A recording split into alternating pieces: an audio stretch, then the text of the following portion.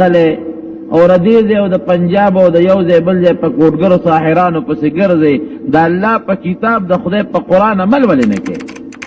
او دا زمونږ ایمان دی او زمونږ عقیده ده چې د الله د وینا ده، مضبوطه وینا د انسان کې دی شي نه، نو د الله وینا ده، د رب العالمین د کتاب وینا ده. دا دواړه صورتونه په مکه مکرمه کې نازل دي. نبی کریم صلی الله علیه وسلم حضرت جبریل علیہ السلام ته یو ځل فرمایي چې یو سرکشه پیری دی او ما تنګی، دا پیریان شتا دین انکار نشي کوله. قرآن حکیم کی دا خبر ثابته ده د پیریانو وجود. سرکشه پیری دی او ما تنګی.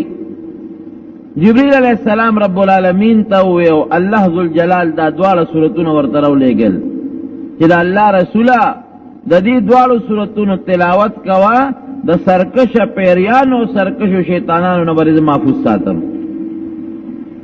دا دم یوازې د نبی علیہ السلام د پاره نه، دا د ټول امت د پاره دی، دا د هر مسلمان د پاره دی.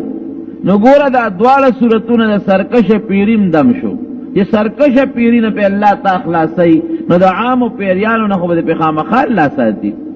او د سرکشه شیطانانو نه چې تعالی تکلیف درکې او تا په مصیبت کې مبتلا کوي او تا کی بیماری پیدا کوي. بعضی بیماری د شیطان د ټونګې د وجه نه پیدا کیږي. د شیطان د ټونګه ډېره پلیته ده، بعضی وخت کې سړی له موکه ورکي په دې ګوتا او خپله پلیتي د انسان په وجود کې وردن نه کی. نو ډېرې بیماری دي چې هغه د مس شیطان، د شیطان د دغه موکې نه او د هغه د هغه ټونګې نه د انسان په وجود کې پیدا کیږي. شیطان ټونګه ورکي، موکه ورکي او خپله پلیتي په وجود کې وردن نه کی، ډېرې بیماری د دې نه جوړېږي. نو چې د دې دواړو ورد کې جبریل علیہ السلام د الله نه نبی علیہ السلام لره وړي دي، نو د سرکشه شیطان د اثراتو نه، د هغه د ټونګې نه چې کومې بیماری پیدا کېږي، د پیریانو نه رب العالمین به محفوظ وساتي. یو دم پیدا شو. بیا چې کله نبی کریم صلی الله علیه وسلم مدینه شریفه ته تشریف وړو، هجرت د مدینه منورې شو. 4 کاله تقریبا یو شان متواتر د مسلمانانو او د کافرو په منځ کې جنگونه، مسلمانانو به جهاد کو، کافرو به لګیو جګړې به کولې. په 4م کال د هجرت نبی کریم صلی الله علیه وسلم حدیبیه ته راغی. اوږده واقع ده. په حدیبیه کې د کافرو سره په 11 شرطونو جوړه وکړه چې دې طرف نه نبی علیہ السلام وزګار شو. د خیبر یهودیانو سره شیطانی کړي و مخکې یو ځل نه 100 ځله. نو نبی کریم صلی الله علیه وسلم ځان سره د صحابه کرامو تقریبا 1500 صحابه دا غي یو لخر واغشتو په خیبر ورده. هغه د مدینه منورې سره خوا کې خیبر دی او الله ولا فتح ورکړه، خیبر فتح شو. په دې خیبر کې یو زنانه و یهودانه و. د یهودیانو مسلمانانو ته ډېر لوی غصه او بغض سم پړه کې پروت دی. اوسم کله امریکا د مسلمان خلاف څه اقدامات کوي، نو د دې پشت کې شاته ګور یهودیان ولاړ دي. دا ټول سکیم او سازش د یهود دی. د امریکې په معاشیات او په اقتصادیاتو، د هغې په دغه پینټاګان چې دا کوم د هغې فوجي چوڼی دي، په دې ټولو د یهودیانو قبضه ده. د هغې په سینټ د یهودیانو قبضه ده. د هغې چې څومره د پالسۍ د جوړولو ادارې دي، دا ټول د یهودو په کنټرول کې دي. خلک وایي بش به لاړ شي، فلانکې به راشي، ریګن لاړ او بش به راشي او دې به لاړ شي، بل به راشي، مسلمان ته به د دې طبیعت ټیک شي. نه ګورئ دا یاد ساتئ، د هغې پالسي یهود جوړی او هغه د مسلمان په دشمنۍ بنا ده. نو که هر یو صدر د امریکې راځي د هغه پالسۍ تابع وي. زمونږ د پاکستان شان پالسي خو نه ده چې د افرادو تابع دي وي. د هغې یو خپل سازش او سکیم دی، یو مضبوطه پالسي ده د مسلمانانو په دشمنۍ. نو دا یهودیان د مخکې نه د مسلمانانو خلاف د دې یو سازش او سکیم روانو. یو زنانه و بوډۍ ښځه وه، هغې نبی علیہ السلام سره دشمنی کوله، عداوت. نو یو چیلې یا یو ګډی حلال که او په هغې کې نبی علیہ السلام ته زهر واچو. دا یو سازش نو ډېر سازشونه. یو ځل نبی علیہ السلام دوی له تللی پس مسله کې دعوت یې ورکړه د الله رسوله په پلان کې روز راشو، مونږ مشوره کوو، میټینګ کوو. نبی علیہ السلام په هغه روز لاړ، د یو دیوال سور هلته ورته څادر واچو او حضور پاک مبارک ته وایي دلته کښېنه، مونږ راځو مشوره کوو. او د میچنې غټ پلې بره د کوټې سر ته خېجولو او هلته یو انسان پوه کړی و، وایي چې څنګه نبي علیہ السلام د دې سوري ته کښېني دا پل به پې د پاسه راوغورځوي. دا ګوره څونه مضبوط سازش او د دوکې سازش ګورې. ظاهر کې د پیغمبر علیہ السلام سره لیکل کړي و، معاهده کړې وه چې یو بل ته به ضرر نه رسو. الله نبی علیہ السلام پوه کړ، وی زر پاسه ولې وی بره سړی ختلی دی او پل د میچن در باندې راغورځوي. حضور پاک مبارک ته فوراً راوچت شو، سازش یې ناکام شو. په احد کې دوی سازش جوړ کړی، په غزوه خندق کې دوی سازش جوړ کړی، د مکې مشرکان یې رابللي. اوس خو خیبر فتح شو نو غصې پړه کې نورم راله، نو هغه یهودانه هغې په هغه ګډ یا په چیلي کې زهر واچو او نبی علیہ السلام مبارک له دعوت وکړه چې پیغمبر علیہ السلام هغه غوښه راواغېسته هغه نوړی او خولې مبارکې ته یې کړه نو ښکته یې کړه. صحابو ته وایي دا ډوډۍ مه خورئ. ولې د الله رسوله وایي په دې غوښه کې زهر اچولي شوي دي. وی تا ته چا وی وی ما ته دې نوړی الوی چې په دا لاس کې مې پرته ده چې ما مه خوره، په ما کې زهر دی. یو صحابي لږ خوراک کړی و، هغه غریب د هغې نه وفات شو او لږ غوندې خوراک د نبي علیہ السلام مبارک هم تیر شوی و. ښځه یې راوغوښته، وی تا په دې ګټ کې په دې چیلي کې غوښه زهر اچولي دي. وی صاحب تا ته چا الوی؟ وی ما ته دې نوړی الوی چې دا لاس کې مې پرته ده. دا د پیغمبر علیہ السلام مبارکه معجزه وه. دا خو لا د نبی علیہ السلام ډېر شخصیت دی. یو صحابي فرمایي وی قسم دی چې مونږ به ډوډۍ خوړه او نوړی به م د کاسې نه اوچته کړه، نو وی زمونږ په لاس کې به هغه نوړی سبحان الله لفظ وی. دا د صحابو په لاس کې د هغوی کرامت و. وی ما ته دې نوړی الوی چې ما کې زهر دی. وی او صاحب زهر مې پکې چولی دی. وی دا دی بدبختې ولې چول؟ وی ما وی که دروغجن پیغمبر در نه بخلاص شو، اگر رښتونی پیغمبر نو تا تاسم ضرر نشي رسولی. بیا هغه ښځه مسلمانه شوه، نبی کریم صلی الله علیه وسلم معاف کړه، وی زما معاف کړه. دا سازش هم ناکام شو. نو چې پیغمبر علیہ السلام مدینه منورې ته راغی، دا سن 7 هجری د 9 هجری د محرم میاشت ده. هغې د خیبر یهودیانو بل سازش جوړ کړ چې په مرګ خو دې مونږ په جنګ نشو وهلی، په زهرو دې مونږ ونه وهه. د میچنې د پل نه الله بچ کړ. یو زمونږ سازش پاتې دی چې هغې ته کوډ او جادو وایي، نو په دې پیغمبر کوډ او جادو پکار دی. او په یهودو کې په هغه زمانه کې انتهایی غټ غټ کوډګر او جادوګر او ساحران خلق موجود. په مدینه شریفه کې یو دوه ښځې وې، د لبید لوڼه وې، لبید ابن عاصم یهودی هم یهودي او دا دواړه ښځې په کوډو او په جادو کې انتهایی مهارت یې لره، ډېرې زیاتې ماهرانې وې. خلکو به ورله پیسې ورکولې او دوی به جادو او کوډه کوله. نو د خیبر دغه یهودیانو اشرفی راولېږئ لبید ده، وی ستا لونو له د کوډې چل ورځي. دا پیسې والا او په نبی علیہ السلام باندې کوډه جادو پې وکړه. هغه وی ډېره ښه ده. نو بیا دغې ښځو څه چل وکړه؟ دا کوډه هم څه اسانه طریقه ده نه، ګران کار دی. د حضور پاک مبارک چې به سر ګمنځه نو دې ګمنځ کې همیشه ویښته روځي. نو د نبی علیہ السلام د یو غلام یا د یو وینځې په لاس باندې هغه ویښته ښایسته پیدا کړل. نو چې کله نبی علیہ السلام مبارک سر ګمنځ کې نو یو 2-3 ویښته تې مونږ له راوړه. او په کوم ګمنځ چې نبی علیہ السلام مبارک سر ګمنځوي د هغه ګمنځې غاښې به راله راوړی. وی ډېره ښه ده. نو د حضور پاک مبارک د هغه ګمنځې غاښې او د سر مبارک ویخته حاصل کړ او هغه باندې په پیغمبر علیه السلام کوډ او جادو یولس غټي ورکړي هغه ویختو مبارک ولا یولس او پاغه کې دا ګومنځ غاخي ومنډل او د ګندلو د استن د په هغه غټو کې ومنډله او د راغون کړل د په مومو کې بند کړل د شمع د موم چې دی او د کجوري په سر کې ګستاسو خیالي یو پوزکی غوندي وي داسې پلن غوندي یو شی وي هغه پوزکی ته تاوکو او په بنو زریق قبیله کې یو کوي دی بیری زی اروان یا بیری زروان د هغه کوي په ویخ کې د دوو تیګو په مینس کې دا جادو دا کوډه خخکړه کما چې د حضور پاک مبارک په ویختو کړه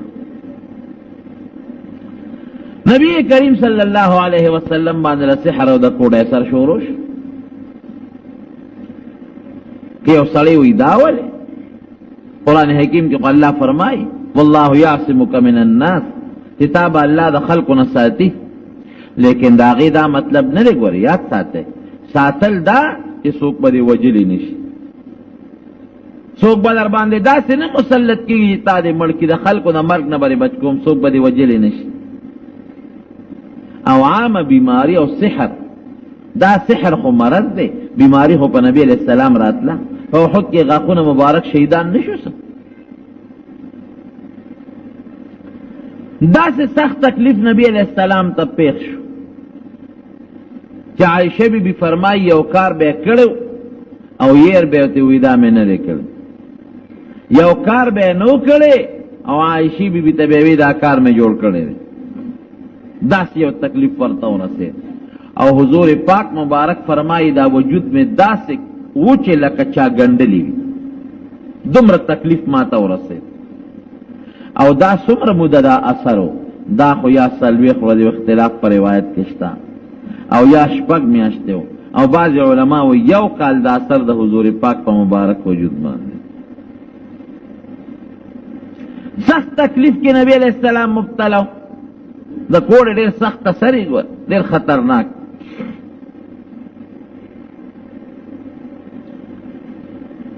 زمون پر اکابرو کې یو ډېر لوی مفسر تیر شوی دی مولانا حسین علی صاحب رحمه الله د تفسیر او د قران حکیم د ترجمه او د قران د علوم ډېر لوی مهارت الله ورکړ هغه په خپل تاریخ کې لیکي چې د خپل استاد بنگال ته ولېږلم د دعوت او د تبلیغ په سلسله کې وی ما ورته وی چې صرف په بنگال کې خو جادوګر ډېر زیات دي نو کذال ته دعوت کوم او د تبلیغ کار چلوم اسنه په ما چې ته جادوګر کوډ او سحرونه کې دا په مصر کې ډېر زیات دي مصر کې او په بنگال کې اوسم دا کوډ ګرځتا ما ته یو سړي خبره کوله مصر ته تللی ما ته وی دومره خطرناک جادوګر دی پکې دومره اوسم کوډګر او دا نظر بندو والا او دا هپناټیزم والا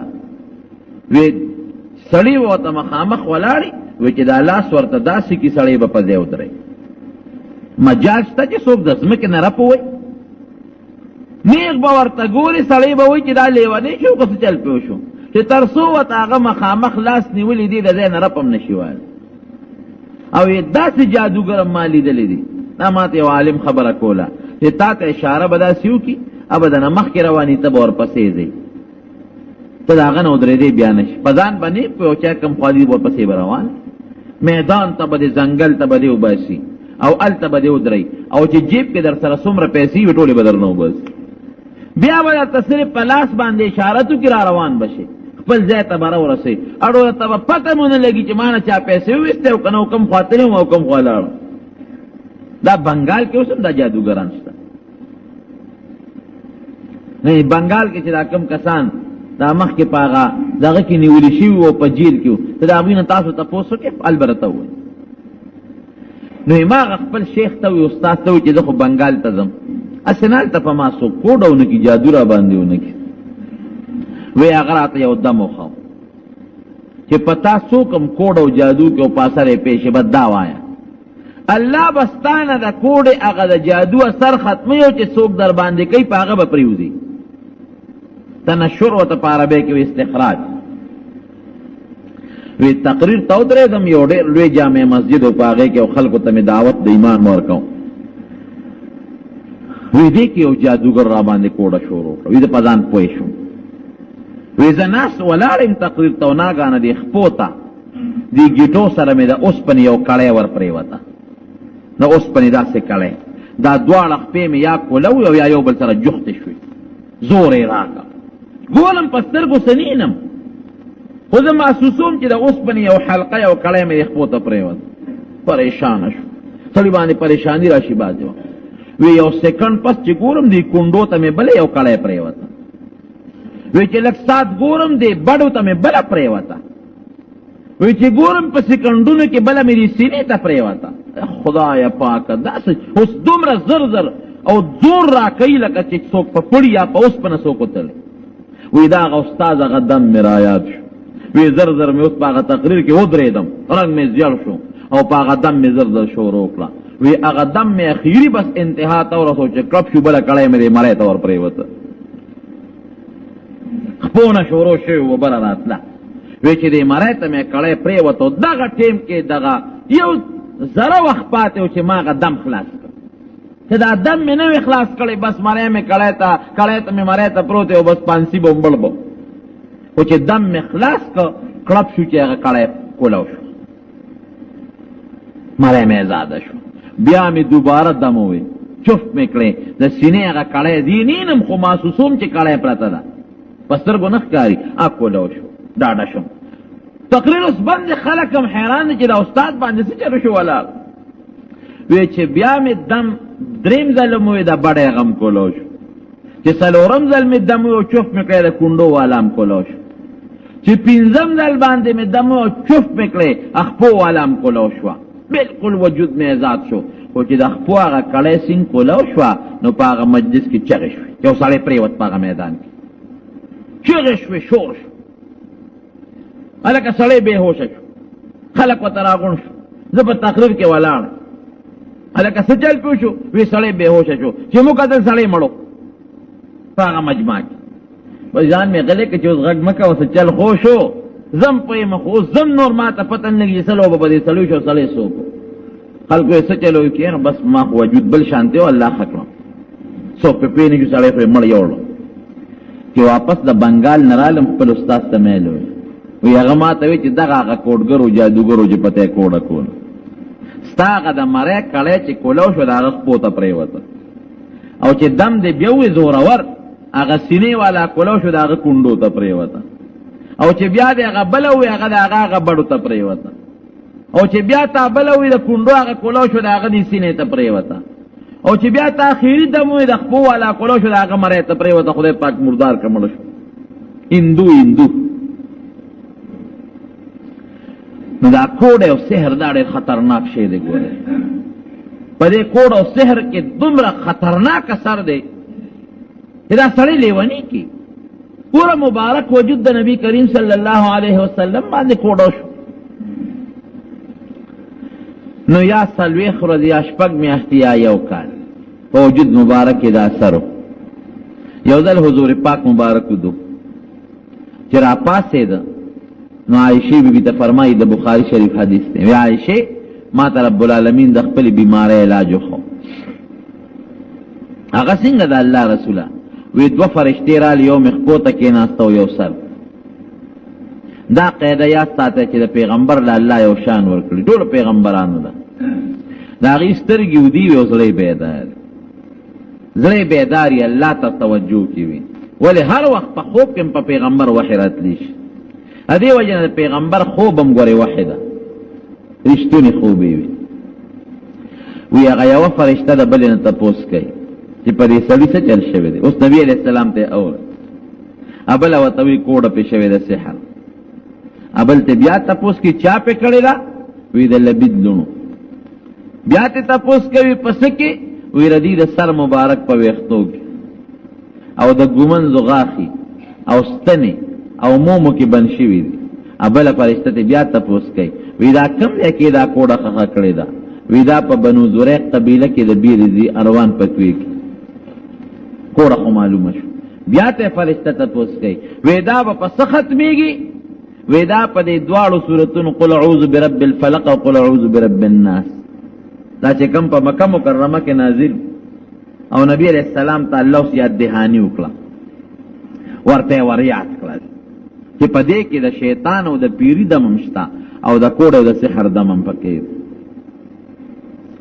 نبی علیہ السلام مبارک ځان سره صحابه کرام واغشته او هغه کیللا یو صحابي ورکوس کو او دا غدو تیګو د مینځ نه هغه کوډ راوسته اوسرونو دا یادو ساته چې وختله سو ګټه ورکی نو هغه د چاپلارم نشي سپړ دې کس پړ دې لیکي وخته به اوښله خو غټه بونس پړې او یو لس غټه وي لګیم نه وي نو چې نبی علیہ السلام مبارک به یو آیات ولستو او اتفاقا د دې صورت د دواړو سورتونو آیتونه ور یو ولستي چې دا یو آیت به ولستو قل اعوذ برب الفلق او چف به کړی نو غټه بوس پړدلې شو نو چې بیا به من شر ما خلق چف نو بل غټه بوس پړدلې شو نو چې بیا به بل آیت او نو بل غټه بوس پړدلې شو یو لس آیتونه پوره شو او یو لس واړه غټه کولاو شو چې نبی علیہ السلام مبارک راغی عائشہ بی بی ته فرمایي عائشہ وی رب العالمین می وجود داسې کولاو کو لکه چا چې شي تړلې او پرې نه دي او یا عائشہ وی دا هغه کوي چې دا کومه کوي کې دا کوډه خخوا دا غي او بدا سی وی لکه نکری دي چې څوک خوشتي کی او به دا سی بد شکل وی او هغه کوډه چې په کوم کوي کې خخوا دا هغه کوي په غاړه چې د کجورو کم باغو دا غي بوټي دا سی د چا تشبیه ورکی د بد شکله وی دا فلان کی دا مخ دا سی دی لکه د خر لکه وستاکو لکه د سپی په شان شکل دی او عرب وی کأن رأسه رأس الشیطان وی دا فلان کی دا سر دا سی دی لکه د شیطان په شان شیطان خو چالی دی نه دی خو د انسان دا سوچ وی چې د شیطان ډېر قبیح او مردار شکل وی نو حضور پاک مبارک او فرمایل وی هغه کجورو هغه بوټي داسې بدرنګ او بد شکل لکه د شیطان د سرون نو زمو علماء دینه معلومه چې د کوډه سر په جمادات او نباتات هم کیږي په بو باندې وره سر کیږي او په بوټو باندې کیږي چې کم له کوډه خخ شوا الته چې کم بوټي دی او کانی وی پاغیه مسری د حضور پاک مبارک خشتا اخلاق ته ګورو عائشہ بی بی ته فرمایي وی دا الله رسوله دا کوډه چې چاکړې ورته الله خو وی او عائشہ د لبید لونه دي نو تر هغه نه انتقام نه لې بدلته والا ضرر وته ورسوا وی عائشہ دا الله سم جوړ کوم نو ولې چاته ضرر ورسو دا څه خشتخ کول اخلاق د نبی کریم صلی الله علیه وسلم الله دې مونږ کې دا څه خوې پیدا ما تاسو الله بیماری جوړه کړ ٹھیک شو چاته ولې تکلیف او ضرر ورسو د دې سورتونو درېمه فائدہ شو ګوره ما درته یو خو د پیری د پاره دم شو دویم د سرکش شیطانانو د پاره دم شو او درېمه فائدہ شو د کوډ او د سحر او د جادو د پاره دم شو دا چې لولې رب العالمین بدر باندې د جادو اثر نه کوي د کوډ د اثر نه بخلاصي د تعویذ د اثر نه بخلاصي دا یو سان دم شو کنه څه ضرورت ته چې تور چلی دی نه پوګه او سیبدت آغا غرون پور غالزی ولی ذرا زی نخیم و ما تا پتر یو دغر تا نخیم خو یو جادوگر ما تا معلومو یو تاویزگر یو زنانا و تاویزگر نمونگم ماشومانو دا ماشومان ار دیتا زی والو خو ما تا وسم یاد دی نو خلق بولا راتلل او پاغا روزه که بے پا 50 روپے و پشپیتا و پا 1000 روپے خلقو را تاویز کن ځکه چې عام زنانه بلاړ ناغي بوي وی کټ کې صادر پروتي خمدیدار خپل اوا صفا صادر او دا خدم کیلو چې په چا تاوی دی غم کیږي او نه غانه د برنه تعویز پکې راوغورځي تعویز کینه ګډاګي جوړي او پاکستاني منې منډلې وګوره کنه دا رمای تعویز شوی نو د خلکو به یقین لاغه چې د کوټه کې پاړو سوکشته نه دا تعویز د کم ځای نه را پریوت نو ما زخو ماشوم ورننه وته مغغلا می معلومه کړ دې چغې را پسې والې خو هغه هر څه مې ولیدل هغه په دیوال کې سورې کړو سورې او د پلاستیک ټیپ یې پکې ایښودی نو دا هغې طرف نه به ورته یو انسان هغه یې ودرولی نو چې هغه تعویز به په هغه پیپ کې کېښود نو ټوکې به یې ورکړو نو ټس به شو دې کټ ته به را پرېوت نو ښځې خو پښتانه وایي خفه کېږي دې نه دا ښځې وي که پوز یې نه وي څه چل به یې کوو نورو پسې نه وي نور پې تاسو خپله خپ کوئ بیا ما سره جګړې کوي راځي را پسې کور ته ټوړه ده او جادو دی او صاحبه تعویز را باندې چا کړی دی لوی مصیبت جوړ او چې ورشي څه چل شوی دی تا باندې چا کوډه کړی یو بدر سرې ښځه ده توره غټ غټ ویښتي دی او ښه درنه ښځه هغې در باندې کوډه کړې ده او ستاسو د کور نه نور خاته طرف ته اوسېږي نو اوس نور خاته طرف ته خو په دنانو کې خامخا بعضې وخت کې دنانو چې سر ګمني کړي نه ببري او بعضې ښځې خامخا تورې وي غټې وي نو بس کله په یو شک کوي دا را باندې پلانکی کوډه کړې ده کله په بل شک کوي دا را باندې پلانکی کوډه کړې ده نو دشمني والا بیا پیدا کړي جګړه والا جوړه کړي او تعویز دی خو بعضې خلک ورې داسې هم کوي تا ته به وایي تعویز در باندې چا کړی لاړ شه او ستا د پلار د قبر سر وکنه والته به تعویز پروت دي هغه دا ظالم په خپله تلې هلته یې ښخ کړي چې ته ورشې نو به صبر وباسې تعویز نو پوره یقین راشي وګوره که زما د پلار اوس د پلار د قبر سر سره تعویز څه کار دی او دا د ګینټګر کې ما اورېدلي لیدې مې نه دي خو اورېدلې مې دي دا ګینټګر نه دا سپلو دا بازار څه دی موچي لاله بشیر صاحب ما اورېدلي چې دغلته کې دا څه خرڅېږي وي بازار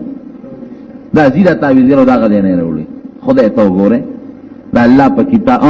تعویز حق دی بالکل تعویز زمونږ انکار نه کوو د بیمارو دپاره که یو سړي بیماري هغه یو آیت د قرآن حکیم څوک ولیکي ساخت ورته وایي او هغه اصولي او بیوس کې نو فایده شته یا یو انسان دی هغه بیمار دی مشکات شریف کې یو حدیث دی نبی کریم صلی اللہ علیہ وسلم بصحابہ کرامو ته دم خو بسم الله الذي لا يضر مع اسمه شيء في الارض ولا في السماء وهو السميع العليم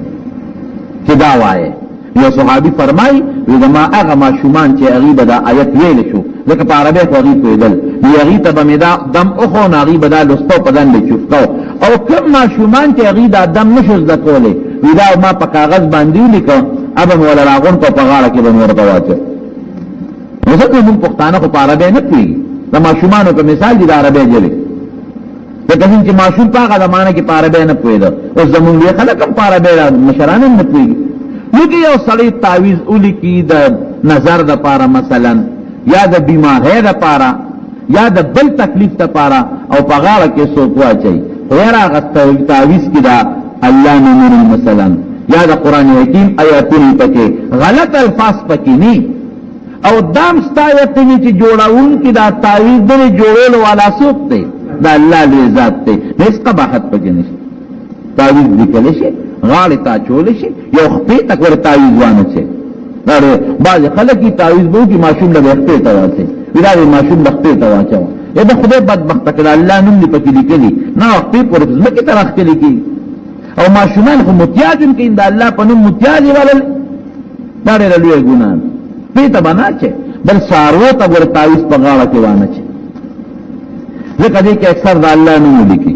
نه هغه څاروي خو بیا په متیازو کې مری راکاږي څاروو له ډوډۍ دم کا ګوړه والا دم کا هغه پې وخوره الله به فایده ورته ورسوي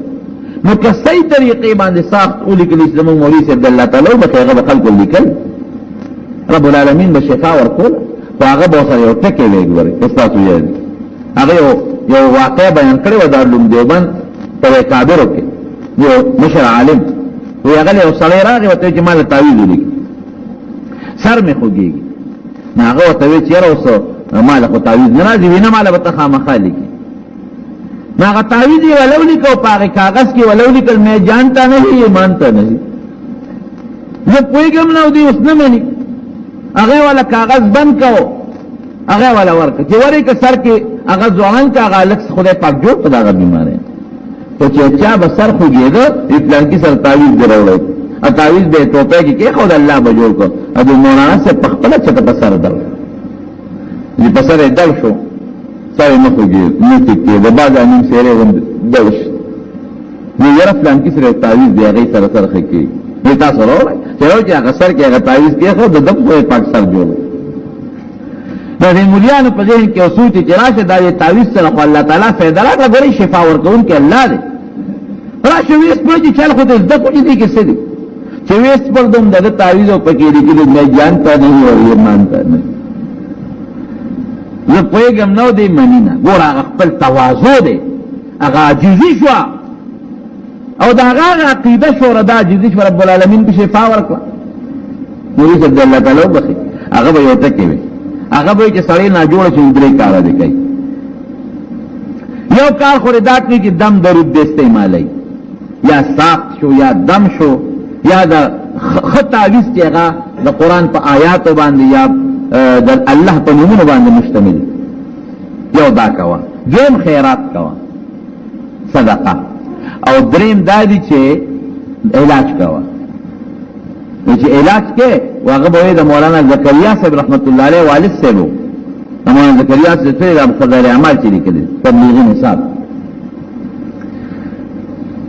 دغه والد صاحب ډیر لوی حکیمو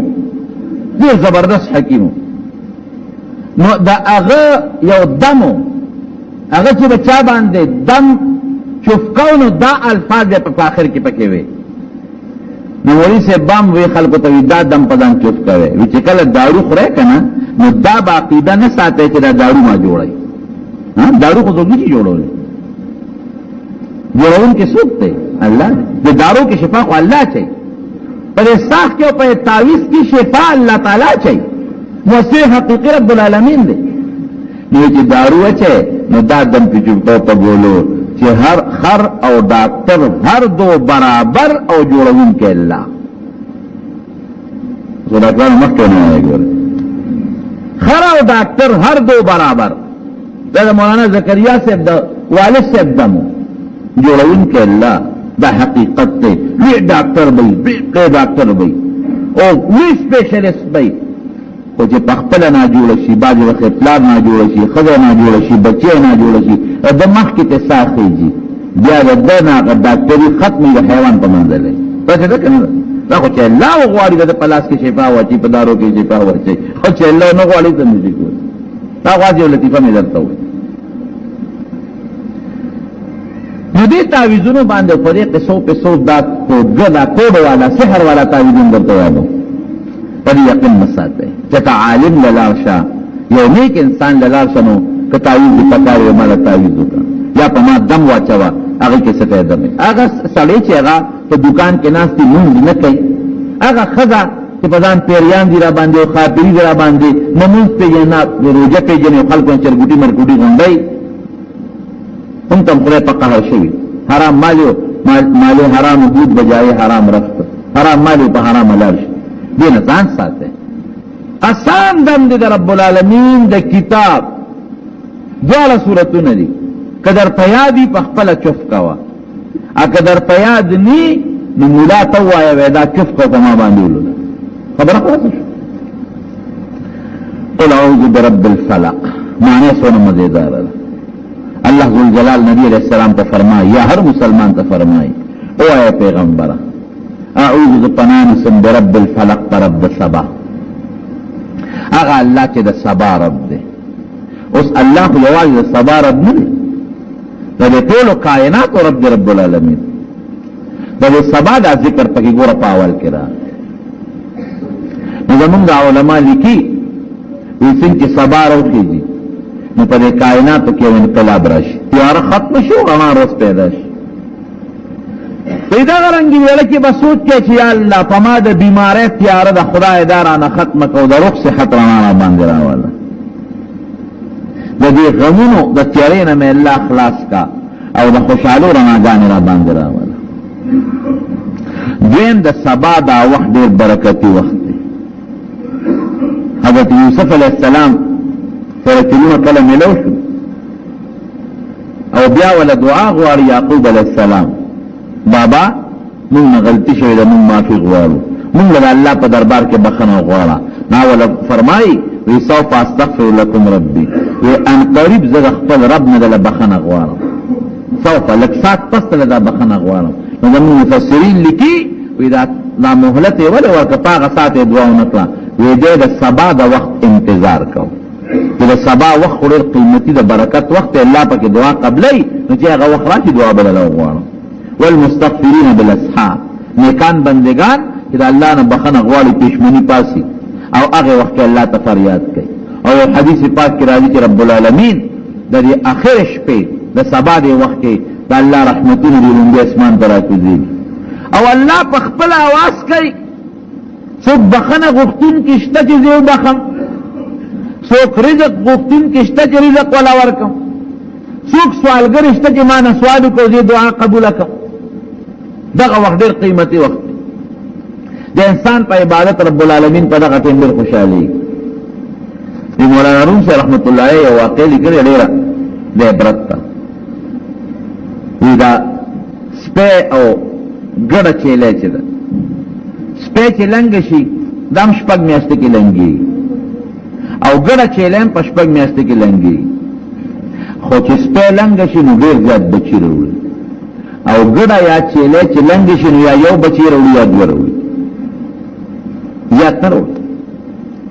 نو بچی را سپو زیاد پیدا کی گئے او دا گڑا چیلو کم پیدا کی بل گڑی چیلے علالی گی دیرے او سپین علالی گی گڑی چیلے را قسامان سمرا علالی پا دیکلو کے سمرا خلق علالی پا حج و پا عمرہ کی بیا خود پا لکون علالی گی نو اقل سوئی چی سپید دیر وے او که گڑی چیلے دیر تاسو آئے سپید دیر وے لیکن بچی را سپو دیر پیدا کی گی دا گڑی چیلو پا نسبت او سپینز علالی گی او گڑی چیلے زبح کی گی دیر نو پکار خدا و چې سپی ډیر وي او ګډه چیلې کمې وي حالانکه مونږ چې ګورو نو سپی کم دی او ګډه چیلې زیات دي ټول کلی کې چې سپی راغون کې شل بني چې د محله کې دوه درې سپی هر چا کور کې خو سپی نه او که چا کوي کې سپی وي او ګډه چیلې په غرونو کې خصوصا او په باندو کې په هر یو کور کې یو دوه ګډه چیلې وي او بیا رمي یې ګرځي د سپور رمي چې چالي د ګډه چیلو رمي ګرځي وی دا واله مولانا روم سے رحمت اللہ علیہ لکی ودا سبا برکت دی وی گڑا چیلے دا طول شپو دی و چی پیشمنی شنو دا بگی خی سوک چی گڑا چیلے ساوی تا پوز دو کے پیشمنی با دو چتا پاسی اخپل گوا بکنی او سپی با طول شپا منڈے وی خو چی پیشمنی شنو دا خداوالی بو دکروتی دی دا سبا برکت چگڑا چیلے سبا کیوخی اللہ نسل زیاد کرے دے او سپی پا سبا کیو دینو پا نسل کے برکت نشتا نوید پنانی سم پرب دا سبا من شر ما خلق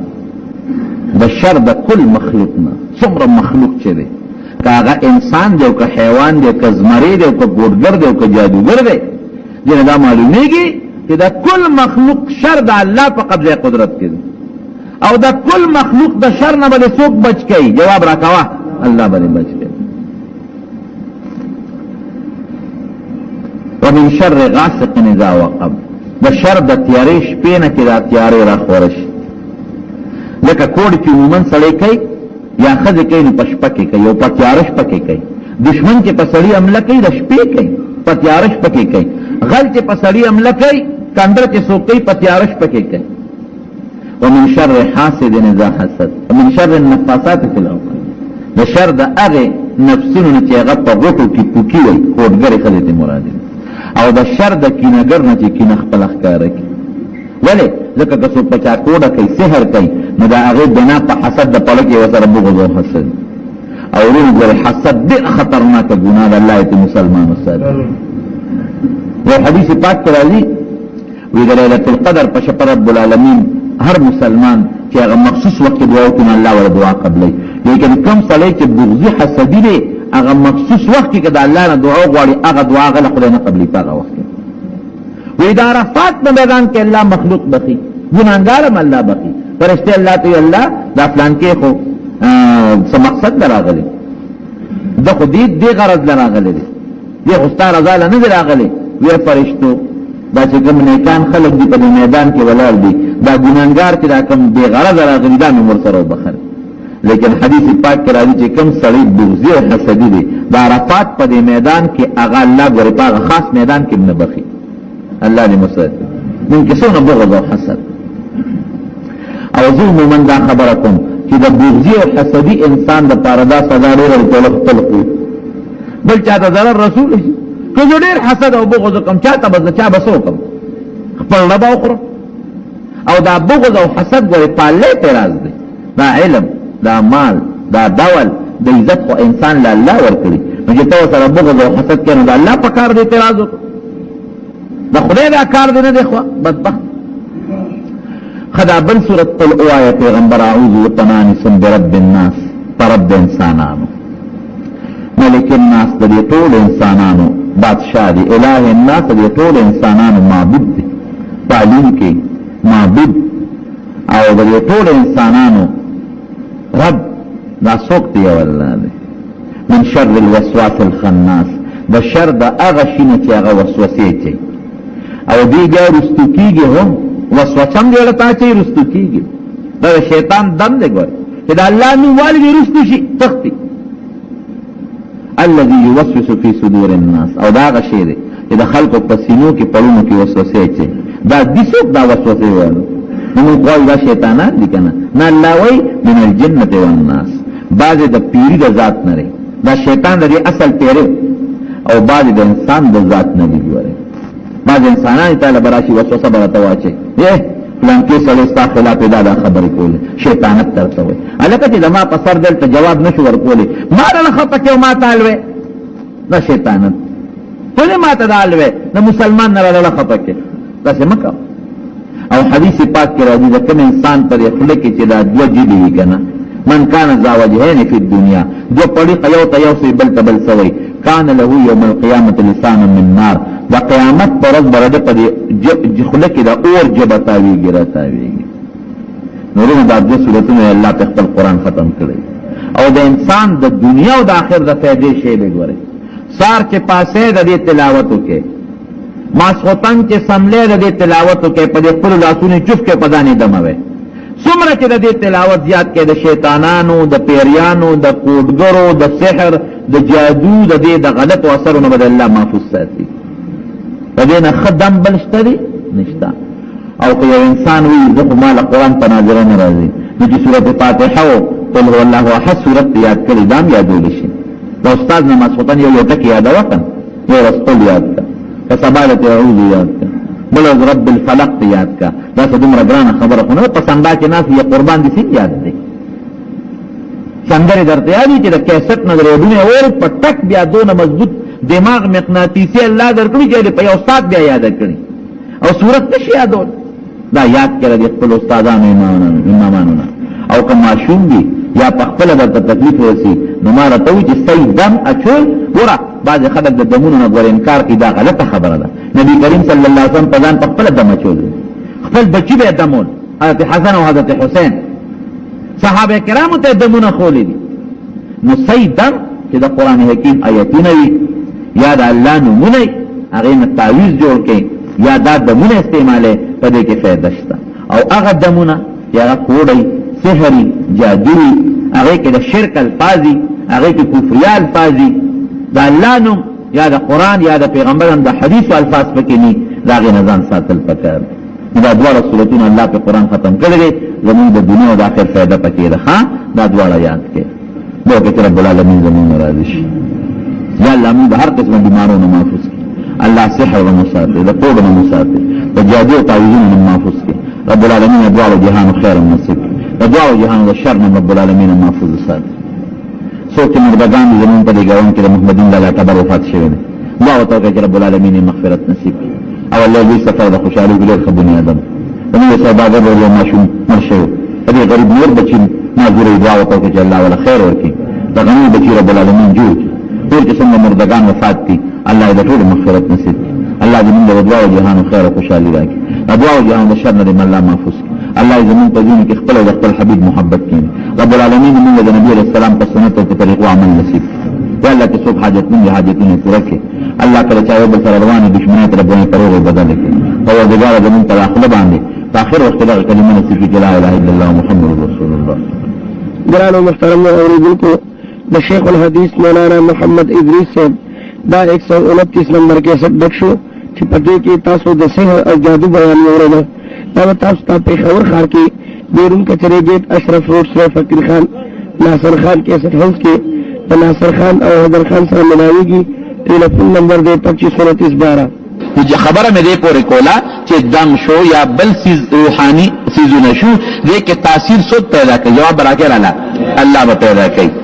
دا اسباب دي. نو هغه صحابي چې هغه لرا واستو هغه وروړه شکرانه ته واغشتله او دمه په واچو هغه د قوم مشر په ټک جوړ شو جناب او هغه ګډه چې هغه کنده هغه ته بوته هغه ته روان کا. نور صحابه وسره اختلاف لرا لکه دا د سوکل اخذت علی کتاب الله اجرا دا خو د خدای په کتاب پیسې واغشته.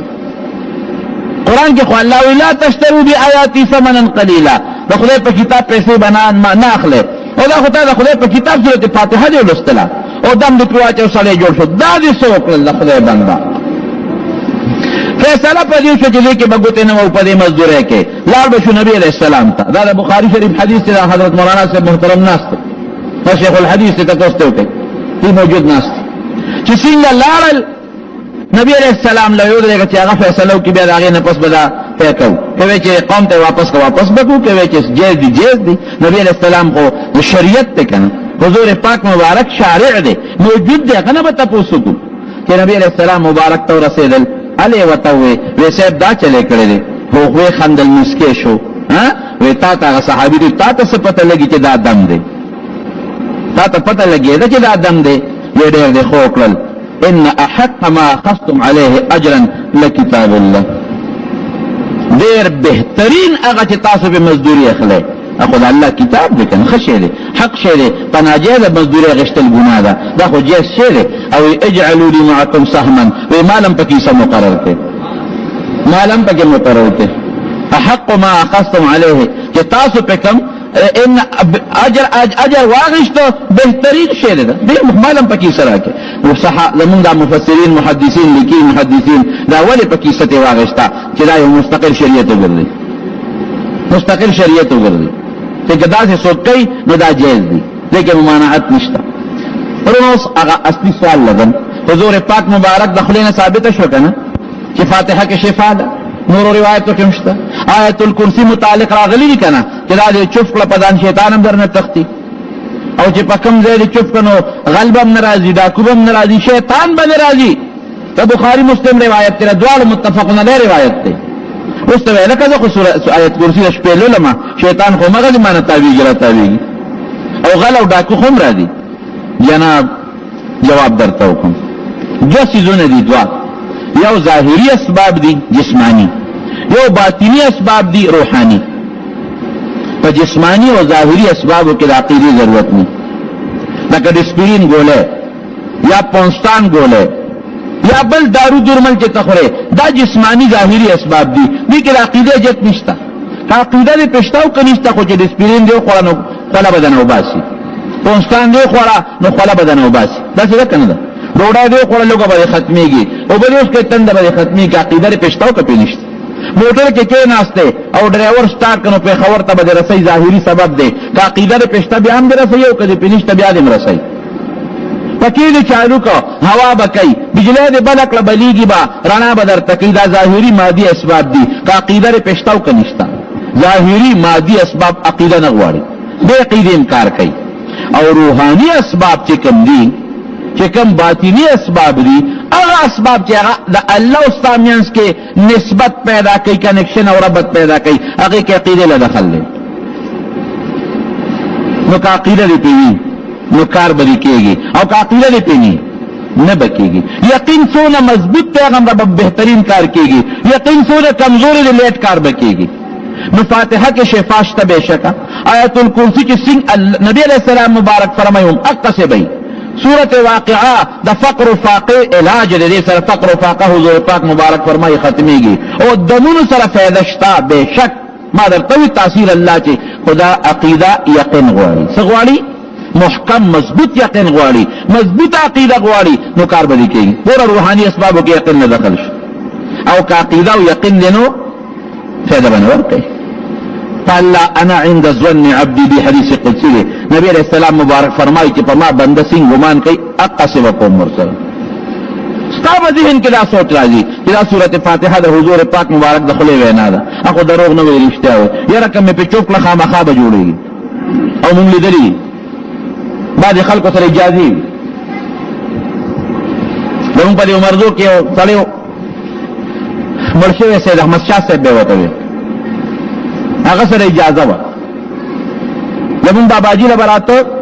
داغا پا کنڈو دردو نو پا کنڈو بے والا دم اچاو او دا چی شندید واقع دا او دا دنیا گوان در دا پیش کولے شن آغا با سنگ دم اچاو آغا با دا چلو کو چلور بے روڑا پاور کے بے گرم کو سپیا کے اسکار بے روڑا پکی چالا یا لور بے پکی ورکو آغا لور با دا سے شو چی تک سور بشو رنگ بے بالکل بدل شو یا بے غلور راواغشتو او پا جب بے راختا لاول بے پا جب راختا یر پا خدا یقین کو جماعت کے ناستے ما چی دے جب بے یو سرخ نارے اکڑی لوگی بے اکڑل یا بے اگا چالاو لور راواغشتل پا دی تلی بے مگا او دی تلی بے دا لوگی کو دو خالی باتے خاتے اگا پوند بے راواغشتا و بے دا مونگ دا بابا جی پا اگا کونڈے دا پاسا کی خوادا اگا بخلق کے صادر منڈے جو مونگ ولی دا دل کئی ویدا وجود کی میرا اور رانی نوزی دون اتاو کئی جا بتے اغین صوبہ موبہ سورہ دیو بے اللہ بجوڑ کو دا دما چی شمدید واقع ہے اور خوشودون کے جب لالب میں مال دا اجازہ رہتا وہ دے رکھا دربت پندرہ سوا کرتا جمعے پشپا درود شریف ہوا ہے وہ بیاراش کلا قسم جتے پیدا کرے رشتہ وایا چالم سولے بس او یارے دا خدوے قارون پیسے را کری دی معافی غوالم ما جرمو کو ما غلطی کلا قارون پیسے را کری دی حضرت موسیٰ علیہ السلام فوراً اللہ تسوالو کو خدا یراوی نیسا زمارونو دا مظلوم دعا دے نظر قبلے گی او بیا چې پیغمبر مظلومی او په پیغمبر ظلم اوشی غیر الله زر قبلی وی خدای راوی نسا زمکه اوش دې دا قارون پکې نه نوات وی نور امرو نسا نورم زمکه نورم لاندې راخکا او دې چې وی زماره توبه معافی غواړم غلطی می کړې دا خو معافی غواړم زماره توبه بیا باندې کو اے موسی معاف میکا یا اللہ معاف میکا هغه غسنا کو وی نورم خطا کا نامنه نورم خطا کا وی نور مخطا کزمہ کے غیب کا نبی کریم صلی اللہ علیہ وسلم فرمائی کہ دا قارون دا جہنم نا سزا نا علاوہ دا جہنم آگا کوئی خپلا سزا دا دا غیر علاوہ دا سزا دا کہ تر قیامت پوری دے با پدا پوند تاویگی پدا ازمکر کی بلان دے روانی ہوتی زیگی با پکی دا سمر خطرناک سزا شوا اللہ ذوالجلال موسیٰ علیہ السلام تاوی وی درنا خوی زاری اکڑلا کہ ما معاف کا او معاف تے نکا وی اللہ ما باندے تہمت لگو دا دروغ الزام لگو وی گورا بے وقوف و قارون کنا کہ ما تے مخ کڑے وی و ما تے یو چی غم ویلے وی ممکن نما معاف کڑے وی داغا دولت تیرونو چی دا پیغمبر خلاف استعمالے گی دا خدا خلاف استعمالے گی اور دین خلاف استعمالے گی اور دا مسلمان پا بیزتے کے استعمالے گی داغا خراب دنیا دا شریعت کے چرازی پا قرآن و حدیث کے دق دنیا یاد آئی الدنیا رأس کل خطیئت رأس کل خطیئت الدنیا دنیا رأس کل خطیئت دا ہر مصیبت مرض یا روحانی مرض او دا ہر گناہ جرڑا دا جرڑا دین پیدا کی گی داغا دنیا دا یعنی کدا سی دی نو صرف دولت گٹل او مال گٹل زان لجامع غشتل زان لکور جوڑول زان لأسا غشتل او زان لپیسا پیدا کول دا خبر دا دا ثواب لري دا خود صحابه کرام وو حضرت عثمان رضی اللہ عنہ خلق وتا عثمان غنی وی ٹھیک غنی وو غنی دا مانا چیز مالدار ہوں بلا مانا کو ناغا خپل صفت ذوالنورین دے چیزا نبی کریم صلی اللہ علیہ وسلم دولونا وربان دے وادوی لاول یو چیغا وفات شوا نبی ورباتا بللور پا نکاکلا دا فضیلت ما سوا دا حضرت عثمان رضی اللہ عنہ نبل چاہتا نا دے حاصل مالدار سونو دا حضور پاک پا زمانہ کے مالدار مدینه شریفه ته چې صحابه کله لاړل د مدینه شریفه او بترخې وي مالګیجنې او به مالګیجنې زمون په دې جمعات کې یو وخت یو کو به مالګیجنې او به مالګیجنې وي خواږه او بکامې وي یو کو د یو يهودي اغلب مسلمانان تلو او به ته راوړي کله به پیسې غشتي د خلکونه او دا يهودي چې به کله خوخه وا نو خلک به وبوته پرې خودل او که خوخه نه ونه به پرې خودل نبی کریم صلی الله علیه وسلم او فرمایل وې څوک بدا سے پیدا شي چې دا کوي والی په بیا او مسلمانانو ته وقف کی دا ذاتی نه چې وې خلقو مسلمانانو ته وقف کی چې څنګه دیو برو باسي چې هغه چې عام مسلمانانم او برو باسي حضرت عثمان رضی الله عنه لاړو د خپل ذاتی پیسو نه غوي واغشته او مسلمانانو ته وقف کړ دا پیسې اوس په خراله کرانه غریب سړی راځي نشي کول دا خو مالدارو کوي واغش دا کوي خواږه چې کم باغ واغې مر سره واغشته خوږیو به مسلمانانو بس کله دا یوش د تبوک غزا ده ډیر لوی لخر سره د پیغمبر علی السلام مقابله ده د روم د بادشاہ سره او مزل ډیر زیات دی وګد او د ګرمه سیزن دی او صحابه ډیر دي خو ساروی نشتا زغری نشتا توری نشتا نبی علیہ السلام پاگے کہ عام دا چند اعلانو کلا کسلی چی مانده دا پارا دا جماعت دا پارا یا دا مدرسی دا پارا چند غواری حضرت عثمان رضی اللہ عنہ لالو او پیسی اروڑی او دمرا پیسی اروڑی چی نبی کریم صلی اللہ علیہ وسلم تے مخیطو غردو لے او نبی علیہ السلام با پاکی دا اللہ سنہ مبارک او مندل او دا پیسی بدا سی اچتو لے او خوشاله ورته پیسو ته چې اوس به زما د لښکر انتظام وشي په دې هم صبر ونه کو لاړ وې حضرت داسې به وکړو چې څومره ستا لښکر دی د نیم لښکر د ټول انتظام زما په غاړه دی د هغې اوښان د هغې زغرې د هغې تورې د هغې کتې د هغې د اوښانو د پړو پورې چې څومره دي د نیم لښکر ذمهداري زما شوه تاسو خپل اندازه ولګوئ چې په دې به څونه پیسې لګېدې لکونه روپۍ درهم ته جوړېدل نبی کریم صلی اللہ علیہ وسلم دا ورتونو چې عثمان را دونه پیسې دې کم ځای دی او دا دونه مالدار ته ولې او دا دونه پیسې دې کم ځای کې ګټلې دي نه حضور پاک فرمایل وې د نن نه پچ عثمان څه عمل کوي د خدای په نسبت ته پاغه عمل ضرر نه رسیږي دا هر عمل بل الله نه خوښي وي بس نو دې مالدارو دې کې دا صدقه وکړه او حضور پاک په خوشاله شو خفقان اظهار یې ونه کړ د نبی کریم صلی الله علیه وسلم د وفات نه پس د هغې په وخت کې جومات د مسجد نبوي کچاو د خټو بره پې څانګې د کجورو پرتې وې او د کجورو ستنې وې حضرت عثمان رضی الله عنه جومات مکمل ونړو بعضې صحابه پې خفه و هغې وې دا زړه نقشه مه ختموه او جومات ولې جوړی پوخ جومات جوړول ښه نه دي حضرت عثمان رضی الله عنه وې دا سکار دی وی د نبی علیہ السلام په زمانه کې د خلکو کورونه کچو او کوټې هم کچوي نو که جمعات کچو نو خیر دی اوس خلکو ځان له کورونه پاخه کړل د خلکو کوټې اجرې دیوالونه پاخه شو د ګټو شو د پخو شو نو که جمعات کچي دا د جمعات توهین دی او بېعزتي دی او بېادبي ده او د بهر نه وفدونه راځي د کافرانو او د نورو خلکو نو چې زموږ جمعات ته ګوري د هغې په زړه کې د دین عظمت او لویي نه راځي جمعات ورته خشته کوم او د بیت المال پیسې پې نه لګوم ذاتي پیسه پې لګوم نو د فرانس نه هغه زمانه کې او د نورو ملکونو نه منقشې ګټې راوړې نقشونګار پې شوی و شته اعلا او دومره اوږدې تیږې راوړې چې یو تیږه د ویښ نه تر د سره پورې ستن کارې ته واغېسته دا به یې راوړې څنګه او دا به په څونه پیسو په قیمت دا یو ستن جوړه شوي هغه ستنې راوړلې هغې پکې خښه کړې په هغې نقش و نګار و ډېر ښایسته مزېدار او پیوند پکې نو یو سر به یې وله په ځمکه کېښود بل به یې چرته ورسېده او د پاسه یې د ساګوان لرګې وله راوړه د برمانه د ساګوان لرګې د نختر نه هم د ساګوان لرګې قیمتي دي اوس هم د مدینې منورې په دروازو کې چې کوم لرګې لګېدلې هغه د ساګوان دی عربی کې ورته ساج وایي ساج او هندوان د خپل مړي سوځئ نو چې کم پکې قیمتي مړي لکه اندرا ګاندي هغې له د ساګوان لرګې راغوښتې په هغې یې سوځولې وه دا ډېر قیمتي لرګې دی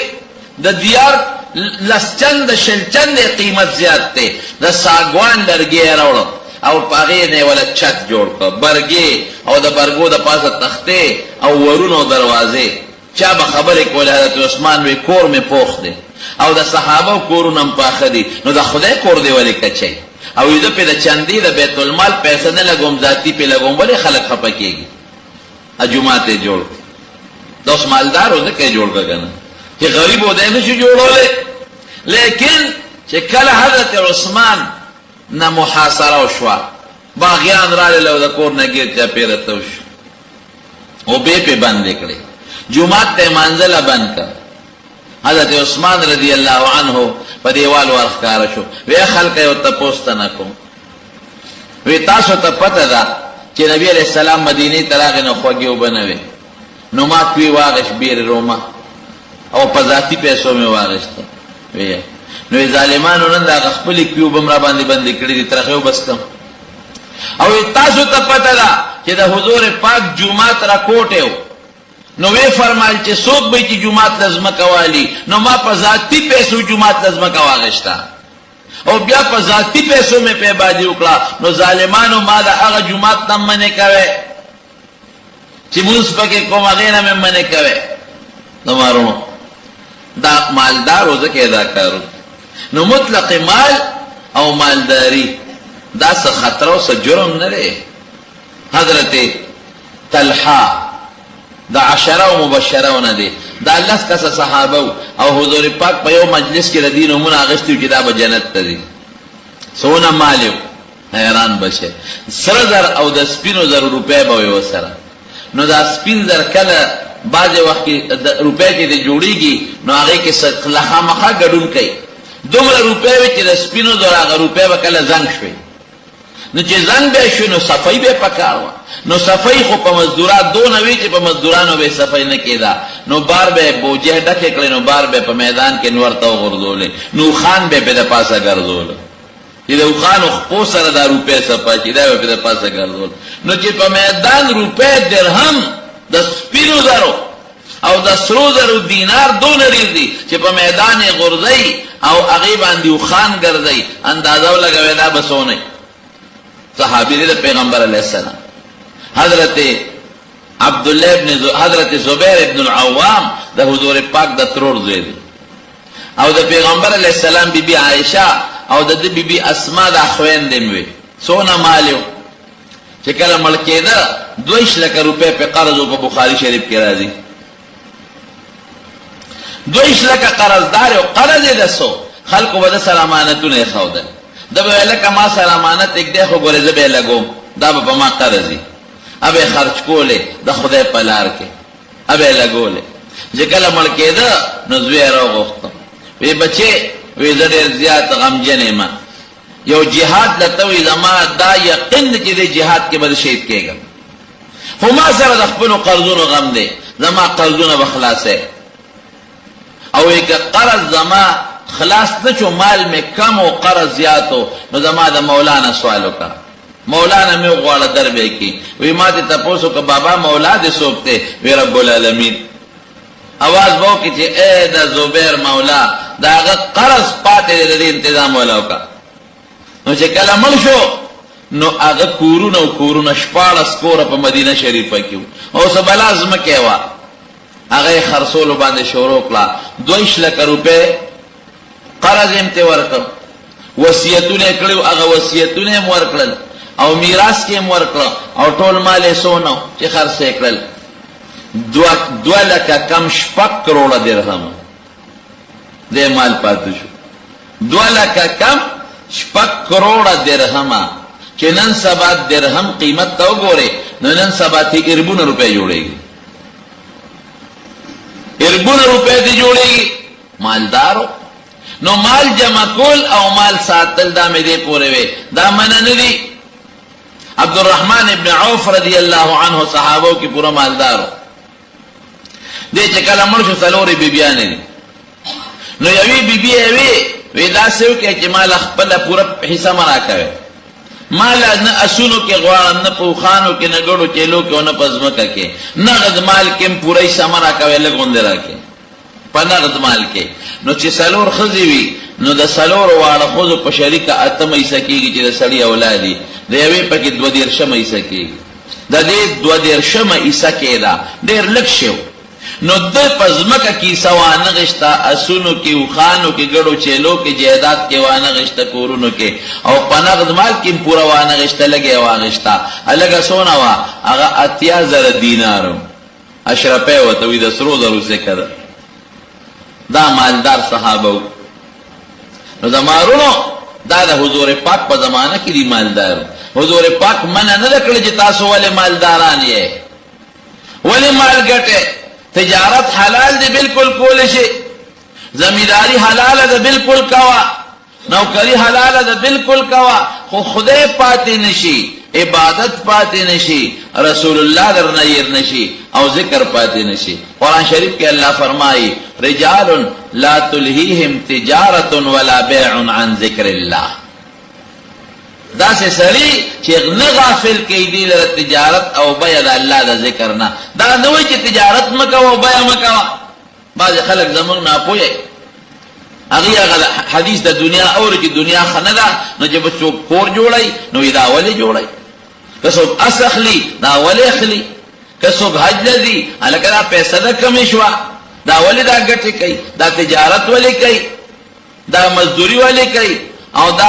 دا زمینداری ولې کوي، دا دکانداری ولې کوي. د دنیا خو نبی علیہ السلام بده ویلې ده. نو ورونو په دې ځان پوه کې دا هغې دنیا بده ویلې ده چې هغه تا د الله د ذکر نه غافل کوي. رجال لا تلهیهم تجارت ولا بیع عن ذکر الله. هغه سړي چې تجارت او اغشتل او خرصول دوی د الله د ذکر نه غافل نه کي. تجارت تم کوي، غشتل خرصول دم کوي، خدا الله دې مور سره علی چې د الله نه غافل نشي. دا خو دنیا د بد نه ده. نبی کریم صلی الله علیه وسلم حنین فتح نو په دې جنگ کې ور سره د مکی مکرمه خلک هم شاملو، مال څونه ډیر زیاتو غنیمت. نو حضور پاک به یو کس له سلسلو خان ورکو. دې زمانہ کې داسې ویل چې سل موټر چاله ورکی ډیر زیات مال وکړه،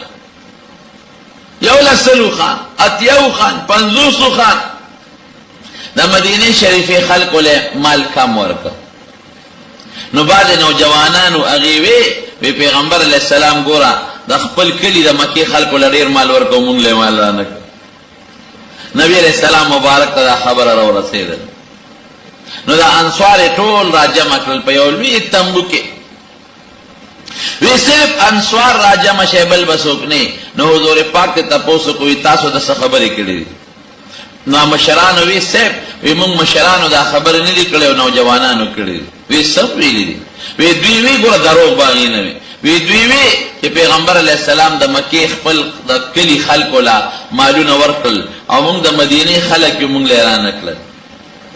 حضور پاک وی بېشک ورمې کړل مالونه. ولې مې ورکړل؟ ځکه مکه اوس مونږ قریب فتح کړه، د هغې نه مړیم شوي دي او مونږ به تې اوس ځو مدینې ته. نو اسنه دي بیا بغاوت وکړي، بیا کافر نشي. او چې په مکه کې کوم مسلمانان دي هغه مړه کی مال ورکوم چې د مینې پیدا شي اسلام سره. چې ګوره اسلام خو ډېر ښه شی دا دی، ګوره مال هم پکې میلاویږي. نو دوی به بغاوت او سرکشي به ونه کړي. وی ای د مدینې خلکو، عجیبه لفظ یې ویلی دی، ای د مدینې خلکو، وی سم خیال دی چې خلک ځان سره اوښان بوزي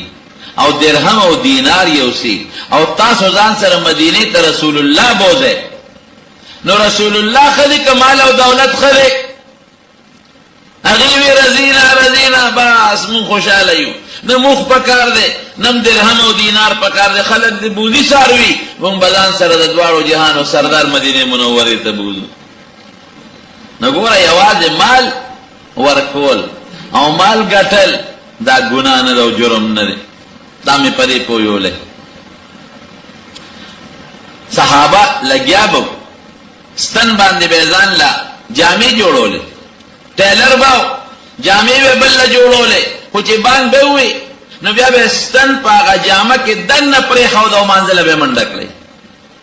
داسې به نه کوله چې ورېږه دا 2-3 ټکه دي چې دا سر ته ورسو نو بیا ومانځله ځم. دا دنیا ښه ده. هلته به لګیا او برقه باندې به اوبه راایستلې، باغ به اوبه کوو. چې باندې وې نو نیمه ورقه به رسته وا دا به نه کوله چې ورګه یاره یو دوه کشري دا خو براو باسم ابه واپس پرې خو د کلیته جمعه ته به منډه کړې دا د دنیا ګټه خدای بدن نه الته به لګیاو کټوي به په خوله خو چې باندې وې بس اور به ترويستو جمعه ته به منډه کړې دا دنیا خدا لګیاو س تجارت دکانداری هر څه کوا الله باندې رے رسول باندې رے ذکر باندې رے دکان کې کینا فالتو وخت کې چې گاک نشتا الله یاد ولا اله الا الله زمکه او بخوالم کو الله یاد وکنه او چې کله بانګي وې نو بپرې چل خدای مل مدرا شي خبره وسره کې او به پسې ورق تشاته دي نو سبکه مونږ چې دې نه خرابيږي او بخوار نه خرابيږي تاسو له چل درځي لاشه نږدې جمعه تا او خپل منځو کله جمع سنت نوافل وکا او دا غینه پس نه غراشه او خپل کار کاوه یو سړی او غلام اغشتدا ګوره د الله په فضل کېږي یو سړی او غلام واغشته دا یو سړی څه سودا غشته وا او بلا سودا و خان بابا الکه سوچته چې دا سودا را سره کوړته یو سی یو غلام هغه او زبر سره یو سم په دومره پیسې هغه سودا په سر کړه او روان دي کې د ما خام بانګوي چې باندې وی خان بابا وې زه خو منس کوم وې نه ما سره سودا کوړته ورسونه بیا منس کوا وې دا کله کې مې خاودا کله ته صبر کې همون بو کمرا وشندر سر به یو سم په مزدوري برا کې او کنا صبر نه کې د دې اوس دون راوړو پیسې د نه غواړم په خپل وړ سلام علیکم دا مې د خیراتي وړو مت پرېدم متول ستاره پاره پرېدم الله دې موږ داسې جوړ کړي موږ وایو نه هر په مکه مکرمه کې د مال قسمی دا حالت زه په خپل په ما یو ځل نه سو ځل داسې پیښ شوی دي دکان ته ورختلې باندې اعلان دی ویل او دکان ته ختلې سودا د پاره او د بان وخت دی دکاندار سوی ویځي جی باندې پس را ده الګره خو لا بان نه ویل نه وی منځ په یو رسو خبرې کړ ستا خبر ته غوډ نه دي کته ساره کې غسل ورته کوي دکان نه دی وباسي پردر اویزان د کلان دی کی دا غیدا یقین دی په الله چې کدا غاک لال نو چې الله خوشاله کوم نو غاکان ډیر دا څه ده او کدی غاک نه غټو کوم الله خپکم نو که پیسو غټم برکت او خیر به پکې نه دا څه یو ځل نه ډیر کرته شي یو دکاندار لالم سودا مو سره شروع کړه ا سودا کې مو سره جوړ کول په مدینه منوره کې ته جوړه مې کوله دې کې الله اکبر ناره نو بس ما پکې یو ټکیو یو رکوډ ټکیو پیسې مې ورکولې ما ته وی دا کې د منځو کې بیا برازو ما وی باند خوشورو شو رسیدو منزل وی ته کېره دا سامان زرواغه شانګاله کې خود ما ته وی زیر سواکل وی شرمولو بخپل یو منټ کې خبر اخلاص ده یو منټ کې دام کې دي چې بیا دا دکان ته راغلم نه بل دکان نه مې سودا کړ یو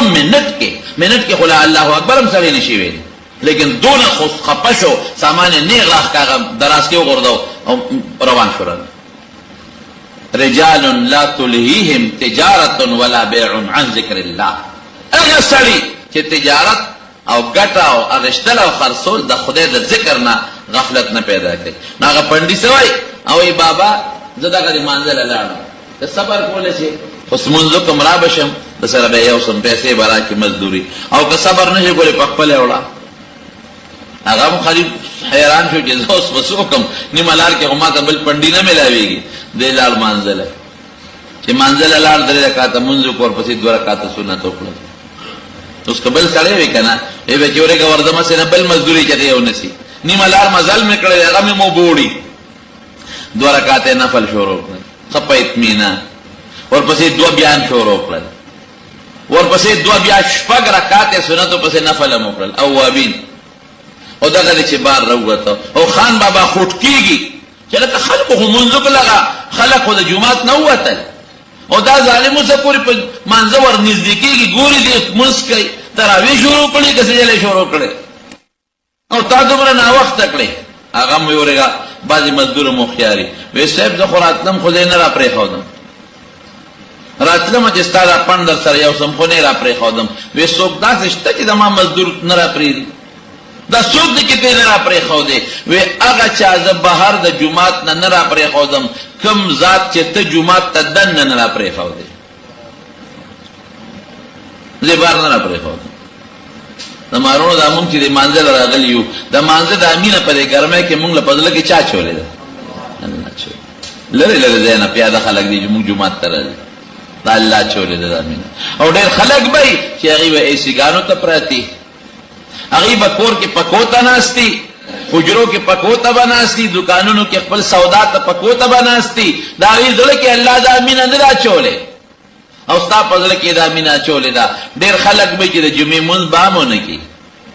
ډېر خلک به چې سهار مونځ به هم نه کړي ډېر خلک به چې د ماسخوتن مونځ به هم ونه کړي د مارونو دا محبت مینه د الله د طرف نه ده او د الله ډېر لوی احسان دی او خدای دې زمونږ ستاسو نصیب کړي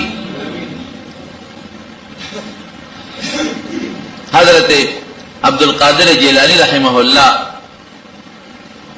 خو یرا دا یو داغه دنیا چې د خدای نه غافل کوي بل هغه دنیا چې دا ډېرې منډې ترړې دا د بعضې سړي وي سار نه ماسخوتنه پورې بس پیسه ده او د شپې چې اوده شي نو سوچونه د پیسو دي او چې مونځ کوي په مانځه کې هم د دولت سوچونه دي دا ښه خبره نه ده عبدالقادر جیلانی رحمت الله علیه خپله قصه په خپله کې د طالب وم دې سید و پلار یې سید و مور نم د طرف نم سید و مور او پلار یې دواړه د نبی کریم صلی الله علیه وسلم په اولاد کې راتلل ډېر لوی بزرګ تېر شوی زمانې او ډېر لوی عالم وګورئ یوازې تش صوفي نو یو تفسیر یې لیکلی دی تفسیر جیلانی ما سره شته قسم دی چې هغه تفسیر مې وکړ ما ته دا سړی اسې عام صوفي ښکارېده مې اسې نیک سړی دی علم به د وي خو دومره بني خو چې مې تفسیر وکړ د هغه تفسیر نه ما ته د هغه علمیت معلوم چې دا خو د زمانې ډېر لوی علامه تېر شوی دی ډېر لوی عالم وی یو ځای کې طالب وم یو جومات کې نو وی ما به څه چل کوه وی په صحرا کې یو بوټی و په هغې کې میوه وه وی چې اوږې به شم نو وی هغه صحرا کې بوټی و ځنګلي د دریاب په غاړه وی لا بړم د هغه بوټي نه به مې میوه راوشکوله په هغې به مې خپله ګزاره کړه دا د وظیفو دا رواج صرف زمونږ په دې علاقه کې دی ګوره دا بل ځای نشته وی یو ځل داسې وشوله چې زه لاړم هغه د صحرا ته د هغه دریاب غاړې ته وی زمانه مخکې خلک خبر شوی میوې خلکو شو کولی وی ډېر زیات اوږې وم وی چې جومات ته رالم جومات کې یو سړی ناست دی ډوډۍ خوري وی چې ډوډۍ خوري او داسې مې ورته وکتل نو ډوډۍ ته مې شوق پیدا شو او چې هغه لوړی اوچتی او شخوند مې وی نو زما ژبه راوته چې خدایه وی ست یې راته وکړه چې ملګري راځه ما سره ډوډۍ وخوره خو یاره وی ما وی چې تش ست یې وکړه نه درځم وی مې چې نه درځم خو یو لکه مې وی چې خدای پاکه یو ست کبل یې وکړه ځکه ډېر اوږې وم او دا زړه مې چینګېده وی هغه را باندې پېښ شو چې دا سړی خو اوږې دی دا هلک طالبه او دې خو غیرت پکې دی نو په یو ست نه راځي وی را پاسېده وی ما ته وی چې راځه ما سره ډوډۍ وخوره وی د مټې ونې مور سره کېناستم وی ډوډۍ مو سره شروع کړم وی ما ورته چې میلمه ده کم دی وی ما ته وی چې زه د جیلان نه راغلی عبدالقادر جیلانی د کلي دلته څه کوې وی یاره دا یو بوډۍ ښځه ده زمونږ ګاونډی ده هغې ما ته وی چې زما زوی دی او فلانکې علاقې ته تللی عبدالقادر یې نوم دی دا 100 روپۍ راکړي چې که مهرباني دې وکړو دا پیسې دې وله ورسولې هلته به چې د جومات کې مدرسه کې سبق وي دا پیسې وله ورسوه عبدالقادر نو جیلان دی وی رالم دا ټولې مدرسې جوماتونه مې ټل کړله چڼ کړل خو هغه هلک مې پیدا نه کړ نو وی اوږې ومه نو وی په هغه پیسو مې دا ډوډۍ ځان له پکې واخېسته نو هغې ته ناست وی ما ورته وی چې دا پیسې خو زما دي عبدالقادر خو زما نوم دی او دا خو زما مور باندې را لېږلي دي وی سړی ملامته شو وی مې چې مه ملامته کېږه خیر دی وی یو ځل ناستو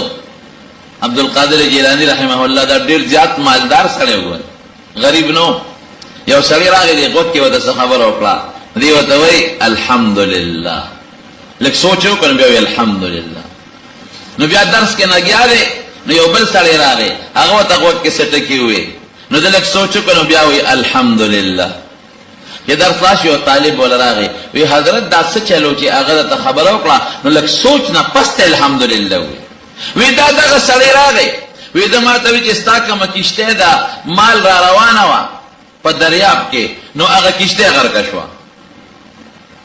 نو ګوره چې کشته اعمال د چې اگر چې خو مسنونه طریقه ده چې سړی وي انا لله و انا الیه راجعون. دا مسله ذهن کې واچوي ښه کہ بجلی لاړه تکلیف در تور سے لګ دې کډې نظر وای انا لله و انا الیه راجعون. بجلی لاړه شي، مال دې رک شي، تکلیف در تور شي، لاس پر زخمی شي، گاڑی دې خراب شي، اس دې ګډ شي، خو چې معمولی تکلیف هم رسید نو نبی کریم صلی الله علیه وسلم به فرمایل انا لله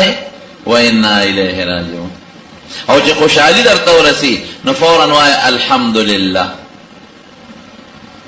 نو عبدالقادر جیلانی سے وی تاغسلی وی چی سید چلتے وی چی کشتے غر کشوا نو دا خو تکلیف ہوتا انا للہ ولی وی چی الحمدللہ دے وی نا وی مال اخپرلو تا سوچو کو چی دا مال دی کشتے پتے غر دی مال پتے خپا دے وکنا وی الحمدللہ علم مطمئنو پوٹے خفگانم پکنو نو ما دا خپل غلق پا اتمینان دا وی چی الحمدللہ علم مطمئنو. دارنگی او بل بزرگ دے چاوتوی وی غل دی کندر کړی دی او بیګا ټول مال وړی دی دی وی الحمدلله. چا ورته وی سنتو خلاف دی وکړل، سنتو کې خو انا لله وی تا الحمدلله وی الحمدلله پدې وی ما چې مال وړی دی ایمان را نه دی وړی. ایمان چې سړی الله شو برباد شو او مال خو المال غاد ورا مال خو نن یو سبا راځي نو پدې مې الحمدلله وی چې ایمان نه دی وړی مال وړی دی. او دویم مې الحمدلله پدې وی درې دل الحمدلله ویلو. دویم می پدیوې چې نیم مال وړي دي نیم پاتې دي. او دریم می پدیوې چې زمانہ غلا او شو مال چانه راکړي. دا سړی خودم کې دې شوم چې راغله وکړه کنه ورسونه او خيار خبره ایمان نه دی وړي مال یې وړ نیمه یوړه رو ټول یو نه نیم خو بیاشتا او بیا الله حمد پدې مچ دغه انسان دی زم انسان اغل شو دما ډاکه کوي زغل نیم کې داګه ډاکه کوي. عبدالقادر جیلانی سے وی الحمدللہ میں پدې غل په اطمینان وی بل بیا را وی هغه ماته وی جنار کیشته بچوا و نه لري اطلاع را چې بچوا وی بیا مې دې زلتا نظر واچو چې دا ما د زل په سونه خوشاله دي په دې بچ کېدو دا کبا دې وصلی مال اومني دا غر کېدو نه بچ خوشاله شي کنه وی لکه مې استغیر نور اغلی او مقصو چې څنګه مخکیو مې چې الحمدللہ. اوس دا عبدالقادر جیلانی دې مالدار د دنیا دولت من لیکن زمارونو مال پسې داسې لیوانی نو لکه مون خلک یو پسې لیوانیان یو زړی مطمئن او مال شته که نشته. اوس دا دنیا ښه ده نو دا مې ته د دنیا دوه حاله وي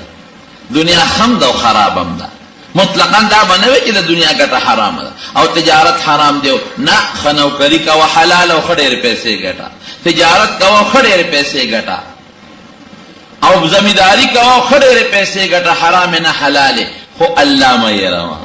مونږ مې روا زکات ور کوا صدقه کوا مونږ کی سوچونه دنیا او تجارت نه کوا مونږ کې الله ته متوجه کېږي بس دا دنیا بهتره ده. او هغه دنیا چې سړی پکې لګیا دی مونږ ير خدای ير ذکر ير صدقه نشته حج نشته زکات نشته مسلمان سره خېګړه نشته حلال حرام ته نه ګوري خورا جمع کې او د دنیا سوچونه دی مانځ کې د دنیا سوچونه بس ډېره مې کړې عبد الدرهم دی او عبد الدینار دی لګیا دی خطه دی ورپسې دا خانه ده. بیا صاحب د مرقات یو واقعي لیکلی دی او سړی جمعات ته راغی چې جمعات ته څنګه رانه وته او مولا عجیب رحمت عثماني صاحب هم لیکلی وی د دنیا د جمعات په دې ګټ کې یو ځکه یو سړی ولاړ دی بل ګټ کې مولاړ دی بل کې مولاړ دی بل کې مولاړ یو خشته انسان دی خپل او هغه سره خوانچه ده او پکې قسم خوراکونه دي نو دا خوانچه یوړه ګټ کې چې کم سړی ولاړ هغه له یوړه هغه ته مخواړو او دا چې سپک تندي وتاو کته دوله دی بل طرف ته خشته انسان ولا خوانچه دی بل طرف ته راوړه یې خوانچه کې اوس قسم خوراکونه دي دا زمانه قسم اعلی قسمونه دي نو عادت الامخ داسې تروش په بل طرف ته واړو هغه لا خوانچه دی بل طرف اته مخړه یو دی ورپسې خوانچه ګرځي اخره کې مینتم کوي چې والله ډوډۍ او خرو خیر دی او دا دی هغه دی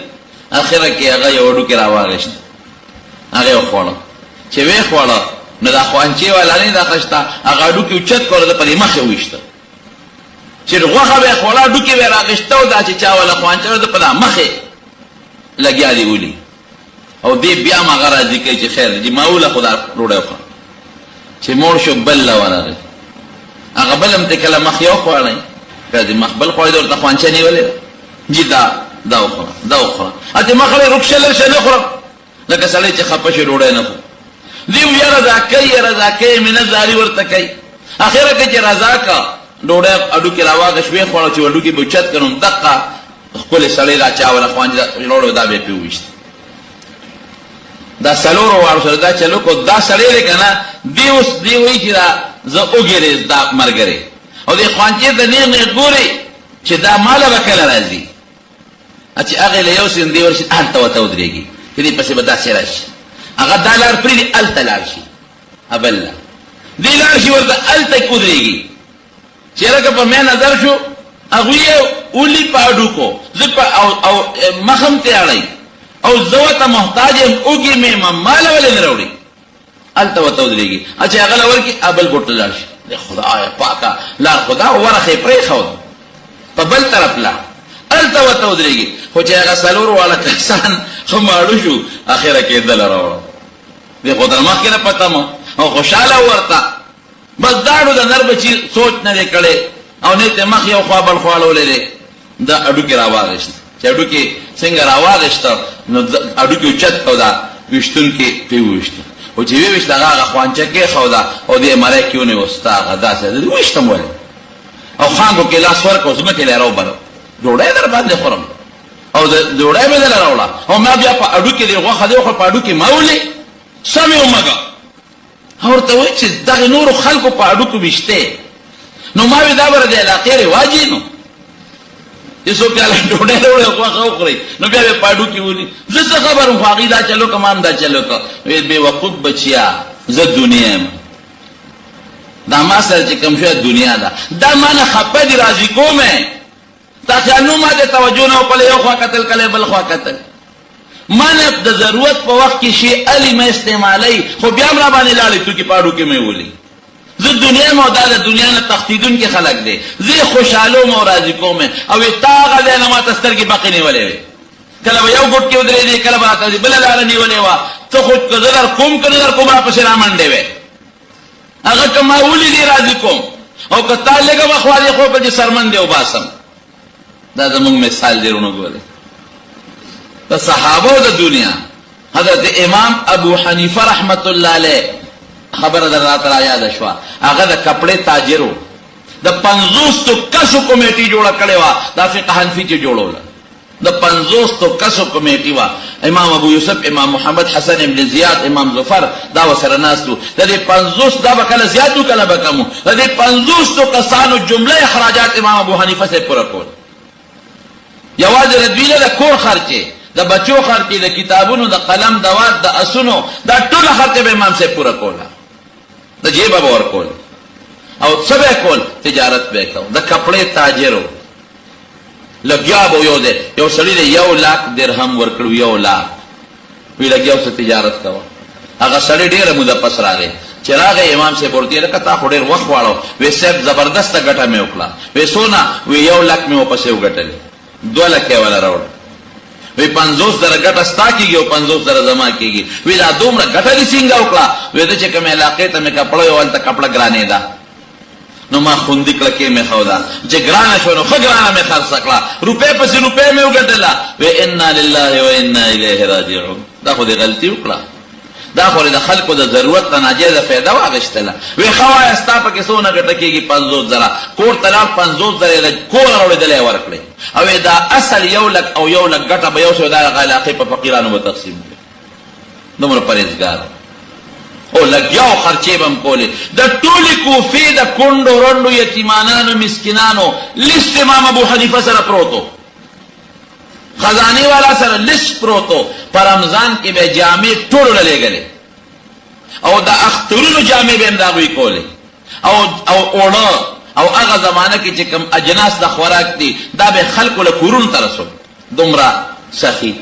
او چې کله وفات شنو په خزانه کې څومره پیسې پرته دا ټکی بناشنا وره قاری طیب صاحب لیکلي په خطبات حکیم الاسلام کې چې کله وفات شو د امام صاحب په خزانه کې 55 کروڑ درهم پراتو 56 کروڑ درهم درهم 200 دی، نن سبا به شرعي درهم کم از کم 50 روپے وي. نو 60-70 نه 55 کروڑ کې ضرب ورکړه، اربوده ته جوړېږي که نه جوړېږي؟ دنیا منع نه ده، دنیا ګټل حرام منع نه ده. طلب المال الحرام حلال فریضة بعد فریضة. تجارت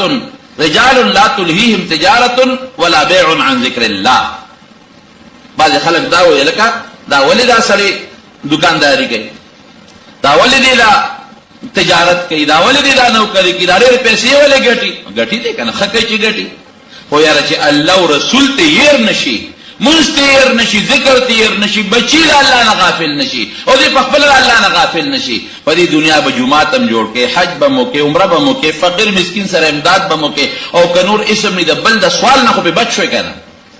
بچي د بل د سوال نه خو بچ کړل که نه؟ دا ډېره لویه خبره. لیکن هغه دنیا چې حرام او حلال نه پېژنې خو را جمع کې، هغه دنیا چې د منظر نه هیر، روژه هیره، زکات هیر، حج هیر، عمره هیره، جومات کې صدقه کېږي، تا جیب ته جلنده والې ده،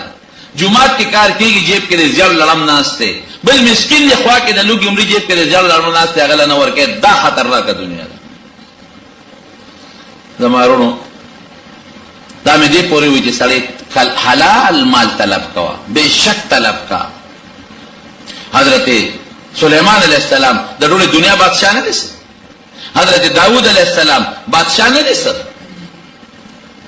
حضرت نبی کریم صلی الله علیه وسلم له یو ځل مال راغی، بلا پیسې وې، په میدان باندې وغورځولې، میدان باندې چې په میدان یې وغورځولې، صحابه راتلل چې کوم محتاج هغې له یې ورکولې، سونه یې ورکولې، دې ته م وکې. ګوره که یوازې مالداري منه وې نو بیا باید 5 شپږ روپۍ ورکړی وې، وې نه چې څومره وړی شی وړی. حضور پاک خو سخي و ډېر زیات کړی. حضرت عباس رضی الله عنه راغی، وی صاحب زه خو به ډېرې وړم، ځکه چې ما د بدر د 2 قیدیانو د ځانم او دروارم فدیه ورکړې ده. وی یو سات نو یو غټ څادر یې راوړو، نو هغه درهم یې پکې واچول، نو هغه یې وتړو، نو اوچتاو یې نه شو اوچتولی. وی صاحب چاته ووایه چې دا راته اوچت کې وی نه. وی ښه ده نو ته مې روارې ته راته اوچت که که حضور پاک ته وایي. وی دا کار نه کوم، پښتو دونه یو واچوي چې څونه وړی شي، نو بیا غوټه اوس پر دګې ته کم کړه، نو چې کم یې که غوټه یې ورکړه نو بیا اوچتو، نو بیا نه شي اوچتولی. وی د الله رسول وی که نه امتیانو چاته ووایه چې دا راته اوچت کړي که نه؟ وی نه. حضور پاک ورته خندل، وی ښه نو ته مې روارې ته راته اوچت کړه که نه؟ وی زه م نه کوم. بیا یې ته لږ کم کړه، څو ځله دا چلو کو، اخره کې په ډېر لوی تکلیف باندې اوچت کا، او په دې اوږې هغه مال کېښود. داسې روانو، حضور پاک مبارک ورته هغې پورې کتل چې دې تر څو په لاره کې پناه شوی نو. ولې ورته کتل؟ د هغه د هغه حرص ته وجه نه په دې مال باندې. منع نه که چې مال ډېر وړل ګناه ده، او دا منع دی او دا حرام ده، خو ځان به ورپسې لیونی کښېنه. عبد الدینار او عبد الدرهم، د دینار او د درهم رایې به د ځان نه جوړه. بعضې خلک یې د کال 12 میاشتې له بچو مخنیني او پیسه پسې مړ